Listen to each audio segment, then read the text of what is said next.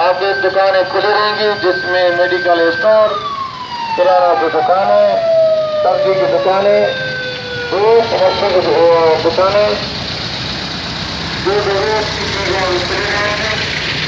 आगे सुबह 8 से लेकर शाम 5 बजे तक दुकानें बंद हो जाएंगी।